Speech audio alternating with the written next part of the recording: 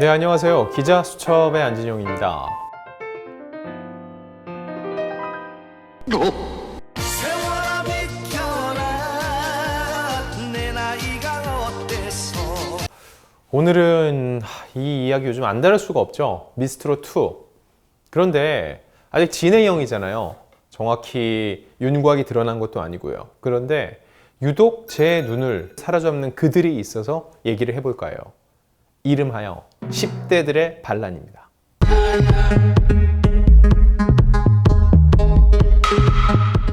미스트롯2가 이제 1대1 데스매치까지 마쳤는데 그 중에서 10대가 아직 4명이나 있습니다. 앞선 시즌보다 10대들의 구성 비율이 높거든요. 그 면면을 살펴보면 김다연, 김태연, 전유진, 성민지. 앞서 미스터트롯에서는 정동원 군이 톱7에 들어서 최종 5위에 올랐잖아요. 그런데 저는 이번에 예상을 해보건대 이 4명 중에서 우승권에 근접한 친구도 있다고 생각이 듭니다. 저랑 비슷한 생각을 가진 분들이 많을 건데, 자, 왜 그들이 톱3까지 가능할 거라고 생각을 하는지 지금부터 한 명씩 짚어보겠습니다. 제일 먼저 얘기해 볼 친구는 김다연입니다. 미스트롯2에서 10대 최초로 지인에 올랐죠. 1대1 데스매치에서 회룡포를 불러서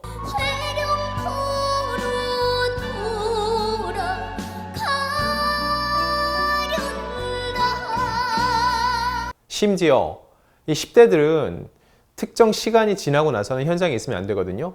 귀가시켰어요. 이게 설정이 아니에요. 방송에서 나왔는데 지인을 김다연 발표한 다음에 이걸 소식을 알려주기 위해서 김다연 양에게 전화를 걸었죠. 그렇게 하는 게 맞아요. 왜냐면 10대 소녀를 밤 12시 넘어서까지 촬영하는데 붙잡아주면 안 되거든요. 이거는 법으로도 안 되게 돼 있어요. 그래서 발표하는 시점에 전화를 해서 이 기쁜 소식을 전했던 거죠. 김다연 양은 처음에 김성주 씨로부터 지인이라는 얘기를 들었을 때 정말 못 믿겠다는 표정을 지었죠. 그러다가 이내 이걸 받아들이고 굉장히 기뻐하는 모습이었는데요. 이날 김다연이 부른 이 회룡포는요, 데스매치 음원 앨범의 타이틀곡으로도 발탁이 됐고요. 그리고 각종 음원 차트 플랫폼에서도 굉장히 높은 성적을 거뒀어요. 그만큼 많은 이들이 회룡포를 다시 한번 들었다는 얘기고, 저는 무엇보다 김다연이 노래를 대하는 자세가 인상적이었어요. 이 경연을 펼치기 전에 경북 비룡산을 찾아서 노래에 영감을 얻었다고 하는데, 이걸 청학동 훈장이죠. 이 김봉곤 훈장의 가르침 덕에 이렇게 했다고 해요. 무슨 곡을 부르든 관련된 장소가 있으면 찾아간다는 거죠. 고래를 보고 설명하는 사람과 고래를 보지 않고 설명한 사람이 이 차이가 있지 않겠어요? 회룡포가 어떤 곳인지 현장 느낌을 보고 딱 회룡포가 돌고 나가는 그 모습을 보면은 노래 부를 때 그 감흥을 좀 더 잘 살리지 않을까 싶어요. 그리고 실제로 노래를 부를 때 그 감정을 담뿍 담을 수가 있었던 거죠. 이날 김다연 양에게도 쉽지 않은 경영이었어요. 또래이자 팀 미션을 함께 했던 이 김수빈 양과 대결을 펼쳤는데, 김수빈 양은 이날 고장난 벽시계를 부르면서 고난도 벨리 댄스까지 보여줬잖아요. 퍼포먼스가 더해지니까는 플러스 알파가 있을 거라고 생각할 수가 있겠죠. 하지만 김다연 양은 당당히 승리를 쟁취해냈고 1대1 데스매치를 넘어서 이 시즌 전체 지인을 차지하는 영광을 누린 겁니다. 그러면은 김다연 양은 어떻게 이 어린 나이에 그런 노래를 배우고 또 부를 수 있었을지 한번 살펴보면요. 다들 아시다시피 이 김봉곤 훈장의 4남매 중 막내딸입니다. 그래서 4살부터 판소리를 했어요. 딱 봐도 국악톤, 목이 트여 있다는 걸 알 수가 있죠. 이 김영임 명찬 그리고 박복희 명창을 사사했고요. 6살 때 내 나이가 어때서를 부르면서 트로트에 입문을 했습니다. 그리고 초등학교 1학년 때부터 아버지 김봉곤 훈장과 역시 국악을 하는 언니랑 전국 5일장을 돌면서 현장 버스킹을 했다는 거예요. 보면은 그 큰 무대에서도 잘 떨지 않잖아요. 이거는 타고난 것도 중요하지만 훈련이 중요해요. 지금 경연은 못해도 한 10m 정도 앞에 심사위원들이 있는데 5일장 가면요, 바로 1, 2m 앞에 사람들이 모여서 이렇게 눈을 맞추고 있어요. 그 안에서 노래를 부르던 경험, 그리고 실내에서 부르는 거랑 실외에서 부르는 거랑 노래의 퍼짐이 다르기 때문에 발성이 더 중요하거든요. 이걸 충분히 연습이 돼 있었기 때문에 이렇게 미스트롯2에서 김다연 양이 좋은 성과를 거둘 수가 있었다는 거죠. 그래서 2019년에는요, 전국 어린이 판소리 왕중왕대회에서 최우수상을 받기도 했습니다. 사실 김다연 양의 미스트롯2 출전을 곱지 않게 보는 시선도 많았어요. 왜냐? 지난해 방송됐던 MBN 보이스트롯 준우승자 출신이었거든요.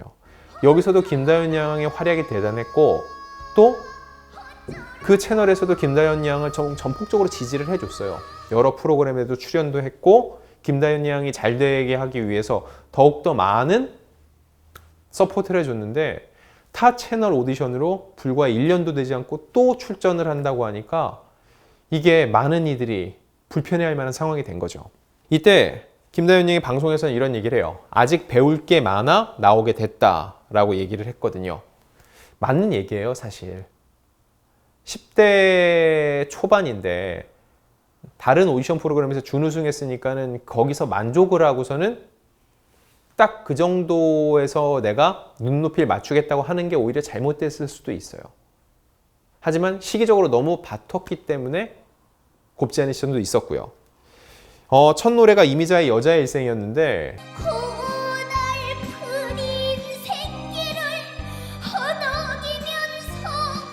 이 노래를 부르고 나서 꽤 혹평을 받았습니다. 당시 조영수는요, 늘 반키 정도 높게 부른다고 생각한다. 오늘도 고음이 반키가 높았고 저음은 너무 조심스럽게 부른다라고 평했고요.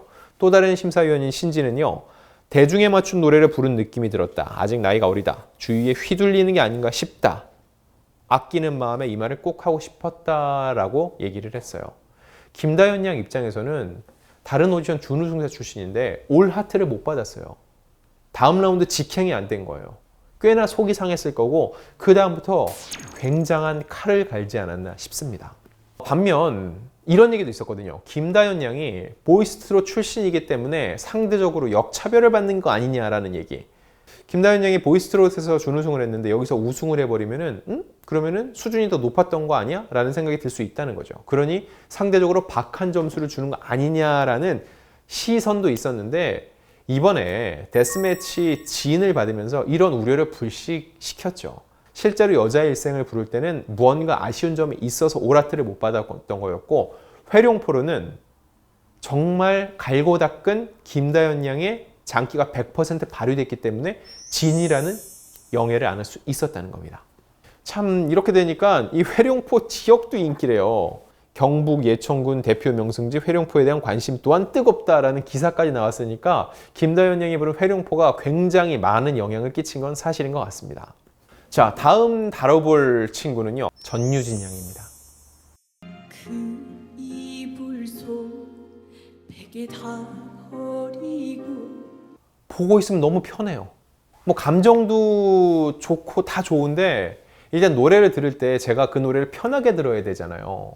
들으면서도 어떤 사람들은 막 이렇게 힘들고 같이 힘들어가는 사람이 있는데 전유진 양은 항상 그 10대 특유의 생글거리는 얼굴로 고음을 부를 때도 얼굴 하나 찌푸리지 않고 시원하게 뽑아내요. 그대도 놓지 말아요. 듣고 있으면 속이 후련해지고 기분이 좋아져요. 저만 그런 줄 알았거든요. 주변에 그렇게 느끼는 사람들이 꽤 있더라고요. 일단 보세요. 현재 1000만 건 넘게 대국민 응원 투표가 진행이 됐는데 거기서 현재까지 1위입니다. 그만큼 많은 이들이 지지하고 팬덤이 많다는 뜻이죠. 게다가 사연이 있어요. 물론 사연이 있다고 그 사람이 뭐 잘 되는 거냐라고 했는데 미스트롯 1 때 송가인 보세요. 군부대 미션 기억하시죠? 그 앞전에 팀이 꼴찌를 했어요. 근데 군부대 미션에서 뭐 불렀어요? 송가인 씨가. 그 유명한 잔인한 그 어마어마한 고음, 그거를 시원하게 소화하면서 단숨에 팀을 구해냈잖아요. 이런 식의 우승자들에게는요, 극적으로 살아내는 사연이 있는데 전유진 양 1대1 데스매치에서 떨어졌어요. 성민지 양이 이겼습니다. 성민지 양과 대결을 했는데 7대4로 졌습니다. 또 공교롭게도 주현미 씨의 길면 3년 짧으면 1년이라는 노래를 같이 원했던 거죠. 그래서 이 노래를 성민지 양이 가져가게 됐고, 안녕하며 돌아서는 전유진 양 같은 경우는 장유정 씨가 불렀던 드라마 OST죠. 약속을 불렀어요. 돌아올 길 잊었나요? 그래서 두 사람이 무대가 끝나고 조영수 씨는 이렇게 얘기했습니다. 점수로 치면 동점이다. 아니, 점수로 치면 동점인데 왜 7대 4예요? 라고 물어볼 수 있죠. 제 생각입니다. 경연은요, 선곡이 반이에요. 같이 노래를 잘 부를 때는 그 무대에 맞는, 내 보이스에 맞는 노래를 잘 선택하는 게 중요한데, 처음에 전유진 양도 길면 3년 짧으면 1년이 자기한테 잘 어울릴 것 같으니까 그 곡을 선택한 건데 결과적으로 못하게 됐죠. 그러니까 성민지 양 같은 경우는 처음에 이 노래의 장점을 알고 있었기 때문에 선곡을 했고 그걸 그대로 살렸어요. 전유진 양은 일단 노래를 바꿨고, 이 약속이란 노래가 드라마 이산의 OST인데 장윤정 씨가 본인도 얘기했어요. 보고 연습할 대상이 없다고요. 드라마 OST니까 본인도 별로 부른 적이 없으니까 원곡자가 어떻게 불렀는지 무대에서 어떻게 표현해야 될지 한계를 느낀 거예요. 전유진 양이 노래 잘해도 어립니다, 아직. 결국은 터트릴 수 있는 부분을 못 찾았던 것 같아요. 이게 조영수 씨가 얘기한 대로 점수는 동점인데 결국 그들의 성패를 가르는 대목이 아니었나 싶습니다. 자, 그럼 전유진 양은 어떻게 성장을 해왔나? 일단 작년에 데뷔한 트로트 가수예요. 그때 왜 트로트에 입문을 하게 됐냐면 미스 트롯을 보다가 송가인의 노래에 매료가 된 거예요. 그래서 나도 트로트를 불러보고 싶다라는 생각이 들어서 도전하게 됐는데 정말 어마어마한 잠재력을 갖고 있었던 거죠. 그야말로 미스 트롯 키즈라고 볼 수 있어요. 초등학교 4학년 때 민요를 배운 적은 있다고 하는데 쭉 배워온 건 아니었고, 하지만 그때 쌓은 이 기초가 지금의 전유진 양에게 큰 도움이 되는 것 같고요. 그래서 2019년에 포항 해변 전국가요제 대상을 받았고 불과 한 1년, 2년 사이에 실력이 급성장을 하고 있습니다. 저는 바로 이 부분에 주목을 해요. 미스트롯은요, 경연 기간이 거의 반년 가까이 됩니다. 그 사이에 수많은 경연을 거쳐요. 계속 배우죠. 원래 잘하는 사람이 끝에도 잘하는 거, 그것도 좋아요. 하지만 대중들은 항상 이런 프로그램을 길게 볼 때 사연과 그 사람의 성장을 많이 봅니다. 이걸 놓고 봤을 때 전유진 양이 지난 2년간의 성장세를 봤을 때 경연 안에서도 또 성장세를 보여줄 거라는 거예요. 그 예로 전유진 양이 KBS 노래가 좋아를 통해서 첫 지상파 방송에 출연을 했는데 그때 1회 우승, 결선 준우승을 했어요. 그 사이에 총 6번의 무대를 가졌는데 그 사이에 혼자 유튜브를 보면서 연습을 했다는 거예요. 스승이 없이 유튜브를 스승 삼아 연습했는데 그 정도 실력인데 지금은 심사위원들 외에도 선곡부터 그 노래를 지도해주는 선생님들이 계속 중간중간에 있거든요. 전유진 양의 실력이 향상될 수밖에 없다는 거죠. 이 노래를 부르는 게 나이는 중요치 않은 것 같아요. 그냥 전유진 양의 무대를 보고 있으면 왠지 저 친구의 노래는 한 번 더 듣고 싶다라는 생각이 들게 만들거든요.